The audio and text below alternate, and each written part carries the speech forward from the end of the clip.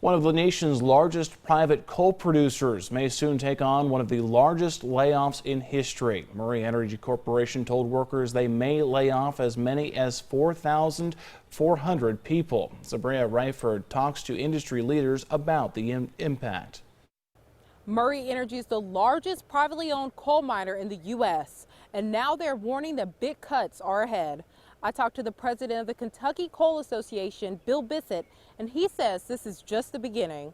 Kentucky is a coal mining state that produces steam coal, electricity generating coal. And if we're not creating electricity with it, there's nowhere to go, and that's why people lose their jobs. Murray Energy is threatening to cut over 4,000 jobs, which is close to 80% of its workforce. For every one job lost, we lose at least 3 other indirect jobs for every coal miner that loses his job. So it's a serious concern for Eastern Kentucky, but that concern has grown now. Now we see in Western Kentucky, which is where Murray Energy's operations are located in Kentucky, they're now talking about layoffs. Other countries have had layoffs.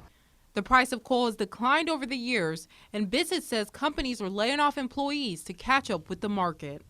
We're eventually going to have a production that meets our market. Production is going to come offline, less coal is going to get mined, less people are going to be employed. We will be mining coal in Kentucky. Probably the best we can hope for is to hang on to what we have right now, but the truth of it is, as those coal-fired power plants are retired and new ones are not being built, we will only continue to contract. And that's the reality of it until things change either politically or they see our product in a different light. The law requires a 60-day waiting period before a large layoff can occur. In Lexington, Sabira Rayford, WKYT. Now, the past few days have been full of news about jobs here in Eastern Kentucky. Thursday, we told you about Alpha Natural Resources mining operations that will shut down, causing several positions to be cut in Letcher and Knott counties. It's unknown how many because Kentucky or company officials rather will not comment. Also this week, a deal struck with a France popsicle stick making company will help provide 90 jobs in Corbin.